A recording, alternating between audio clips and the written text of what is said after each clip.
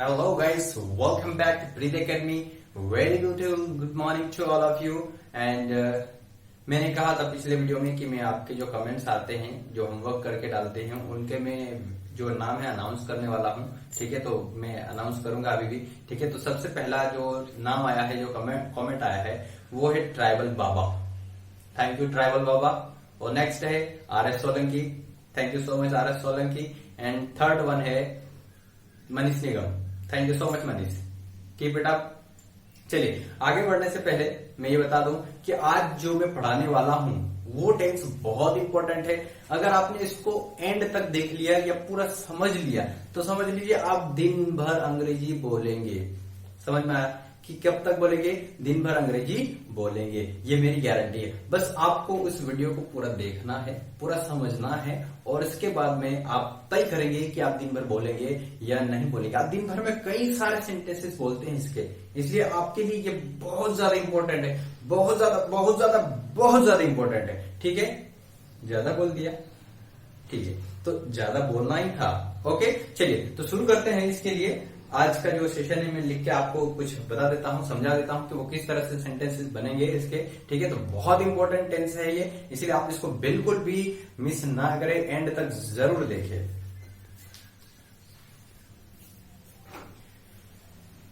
तो ये रहा फ्यूचर इंडेफिनिट टेंस. मैं इसी के बारे में बात कर रहा था कि बहुत इंपॉर्टेंट है, तो बहुत ही ज्यादा इंपॉर्टेंट है. कौन सा tense? Future indefinite tense. Future indefinite tense के बारे में मैं आपको बता दूं कि उसमें क्या उसकी पहचान है. जब भी हम शुरू करते हैं कोई भी टेंस के सेंटेंसेस को ट्रांसलेट करने के लिए इंग्लिश में, तो हम सबसे पहले ये काम करते हैं कि उसकी पहचान क्या है, उसका आइडेंटिफिकेशन क्या है. तो मैं बता दूं कि इसके आइडेंटिफिकेशन का ये यानी वर्ब या मुख्य क्रिया के साथ में या वाक्य के अंत में, हम कहे सेंटेंस के अंत में अगर गा गे गी दिखाई देता है तुम्हें, तो वह फ्यूचर इंडेफिनिट टेंस का सेंटेंस है. ठीक है, फॉर एग्जाम्पल मैं उठूंगा, मैं खाऊंगा, मैं पीऊंगा, मैं सोऊंगा, मैं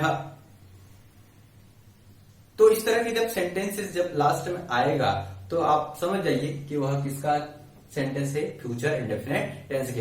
कई सारे सेंटेंस हम दिन भर में बोलते हैं, कई सारे बोल जाते हैं. ठीक है, तो उन सेंटेंस को बिल्कुल सिंपल तरीके से मैं आपको ट्रांसलेट करना सिखाऊंगा. ठीक है, तो रूल देखते हैं सबसे पहले कि आई एंड वी, आई और वी के साथ हेल्पिंग वर्ब लगानी है शेल. ठीक है, किसके साथ में? सिर्फ दो सब्जेक्ट ऐसे हैं. पहला कौन सा है? आई, और दूसरा है वी. के साथ में लगाना है हेल्पिंग वर्ब शेल. ध्यान से देखना. आई मीन्स मैं, वी मीन्स हम. इन दो सब्जेक्ट के साथ में लगाएंगे शेल. और बाकी के बचे हैं you, they, he, she, it, name.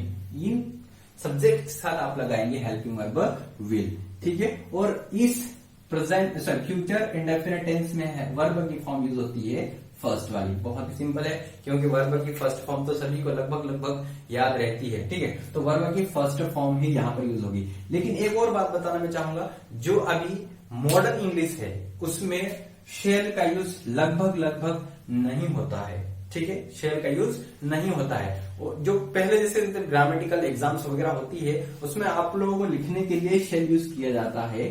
But spoken English में, मॉडर्न इंग्लिश जो है उसमें आप बिल्कुल भी शेल का यूज नहीं भी करेंगे तो भी कोई प्रॉब्लम नहीं. अगर आपने शेल को हटा दिया और आई वी के साथ में भी विल लगाया तो भी कोई प्रॉब्लम नहीं है. तो हम आज सीखेंगे सभी सब्जेक्ट के साथ में I, we, you, they, he, she, it, name, सभी के साथ में हेल्पिंग वर्ब एक ही लगाएंगे और वो है विल. तो कोई भी सब्जेक्ट आ जाए आप लगाएंगे विल का प्रयोग करना है. ठीक है, विल का यूज कर लेंगे, कोई प्रॉब्लम नहीं है. और वर्ब की कौन सी फॉर्म आएगी? First form.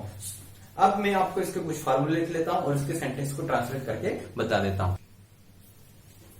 सो गाइस, आपके सामने फार्मूले भी है और एक सेंटेंस भी रेडी है. ठीक है, तो समझते हैं. पहले सबसे पहले आप लिखेंगे वही जुना पुराना घिसा पीटा सब्जेक्ट.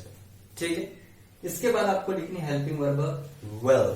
ओनली विल लिखना है. ठीक है, और इसके बाद वर्ब की फर्स्ट फॉर्म सदियों से हम यूज करते आ रहे हैं, अभी भी यूज कर लेंगे. ऑब्जेक्ट पीछे ही पड़ा रहता है हमेशा के लिए, और आज भी पीछे ही पड़ा हुआ है. ठीक है, तो इसको भी लेके चलते हैं भाई.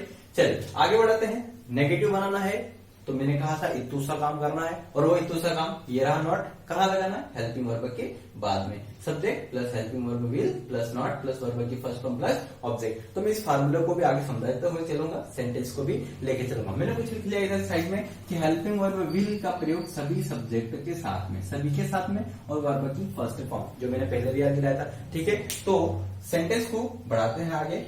सबसे पहले तो मैं ये कहूंगा कि मैं हर सेंटेंस को 6 तरीके से बोलना सिखा रहा हूं आपको, और उसको ट्रांसलेट करना भी। जैसे सलू मैंने 12 महीने में 12 तरीके सिखाए थे प्यार करने के, ठीक है, लेकिन मैं आपको 10 मिनट में 6 तरीके बता रहा हूं सेंटेंस को, एक सेंटेंस को 6 तरीके से ट्रांसलेट करने के लिए। आप इन 6 तरीकों में से कोई भी यूज करते हैं दिन में एक बार। ठीक है, चलो देखते हैं।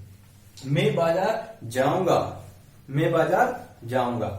अब उसका दूसरा तरीका देखिए, नेगेटिव, मैं बाजार नहीं जाऊंगा। तीसरा तरीका देखिए, क्या मैं बाजार जाऊंगा। चौथा तरीका, क्या मैं बाजार नहीं जाऊंगा। पांचवा तरीका, मैं बाजार क्यों जाऊंगा। छठा तरीका देखिए, मैं बाजार क्यों नहीं जाऊंगा।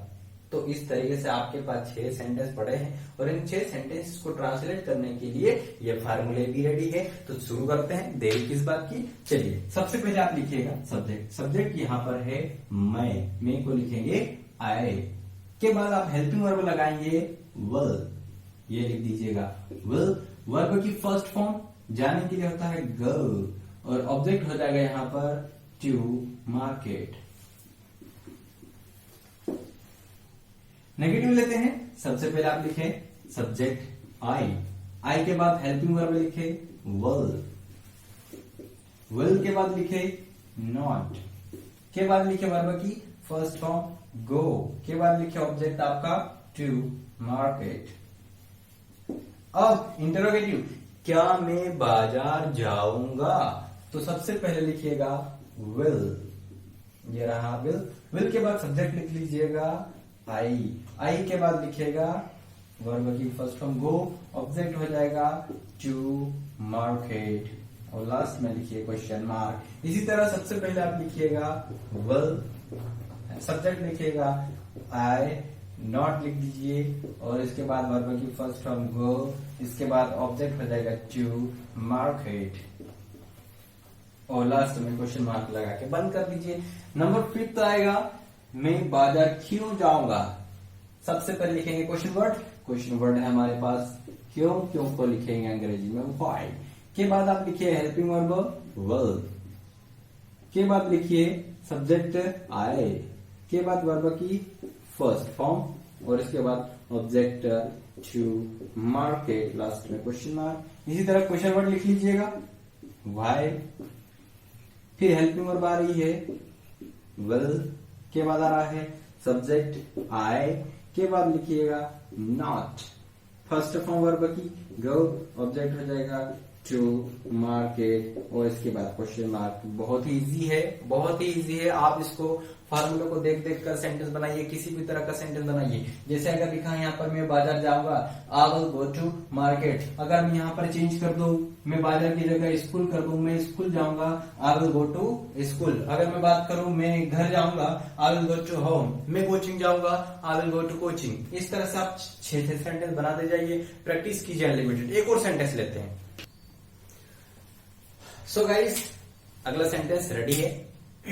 देखते हैं क्या है। वह खाना पकाएगी, वह खाना पकाएगी, वह खाना नहीं पकाएगी।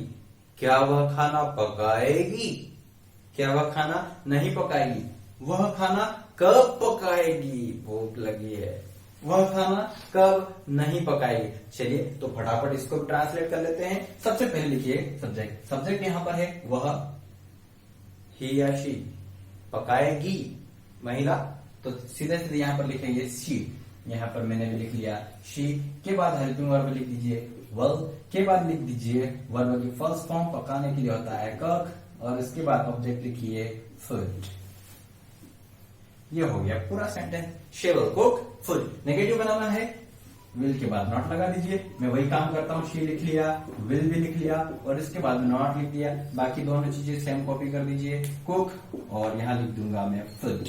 मैंने कहा था थर्ड पे यानी इंट्रोगेटिव सेंटेंस जब भी बना रहे हैं हेल्पिंग वर्ब को आगे ले जाइए, सब्जेक्ट को पीछे ले जाइए। तो यहाँ पर लिख दीजिएगा वेल, सब्जेक्ट पीछे आ जाएगा शी, फिर वापस लिख दीजिए कुक और लिख दीजिए फूड और इसको बंद कर दीजिए, कहाँ भाग नहीं जाएगी। ठीक है, क्वेश्चन मार्क। फिर अगले में हमको सिर्फ यहाँ पर नोट लगाना है, कहाँ पर, सब्जेक्ट के बाद में। तो लिख दीजिएगा will she not cook, then object हो जाएगा फूड क्वेश्चन मार्क। अब वह खाना कब पकाएगी, तो हम सबसे पहले लेते हैं क्वेश्चन वर्ड 5 नंबर पर, और यहाँ पर क्वेश्चन वर्ड है व्हेन, यहाँ लिख दिया मैंने व्हेन। फिर आएगा हेल्पिंग वर्ड वेल, और इसके बाद आएगा सब्जेक्ट शी, और इसके बाद वर्ब की फर्स्ट फॉर्म हो जाएगी कुक, और ऑब्जेक्ट हो जाएगा फूड, और लास्ट में लगा दीजिए क्वेश्चन मार्क। क्वेश्चन वर्ड हो जाएगा व्हेन, फिर हेल्पिंग वर्ब आ जाएगी विल, और इसके बाद आ जाएगा सब्जेक्ट शी, और इसके बाद लगा दीजिए नॉट, और इसके बाद क्वेश्चन वर्ब की फर्स्ट फॉर्म, और लास्ट में आ जाएगा ऑब्जेक्ट, वो हो जाएगा आपका फूड, और लास्ट में क्वेश्चन मार्क। तो बहुत ही इजी तरीके से इसको भी आपने ट्रांसलेट कर लिया। ठीक है, तो मैं उम्मीद करता हूं कि आपको बहुत अच्छे से समझ में आया होगा। अगर आपको समझ में नहीं आया तो फिर से आपको वीडियो एक बार फिर से देख लेना है। अगर फिर भी ना समझ में आया, आपको कोई भी डाउट हो, आप कमेंट बॉक्स में जरूर लिखें। ठीक है, अब मैं आपको कुछ बुलवाने की प्रैक्टिस करता हूँ, मेरे साथ आपको बोलना है। ठीक है, मैं कुछ वर्ब से लिख लेता हूँ, वर्ब की फर्स्ट फॉर्म, जिससे लेकर हम लोग कुछ सेंटेंस बनाएंगे, 10 सेंटेंस बनाएंगे जिसको मैं हिंदी में बोलूंगा और आप उसको अंग्रेजी में बोलेंगे। आप बिल्कुल भी शरारत नहीं करेंगे, बिल्कुल आपको बोलना ही है मेरे साथ में। ठीक है, अगर आपको अच्छी से अंग्रेजी बोलना है तो आप बिल्कुल भी ऐसा ना करें कि जिससे आपको अंग्रेजी ना आए। आप मेरे साथ प्रैक्टिस करिए, मैं मेहनत कर रहा हूं तो आप भी मेरे साथ थोड़ा सा मेहनत जरूर करें। ठीक है, चलिए कुछ सेंटेंस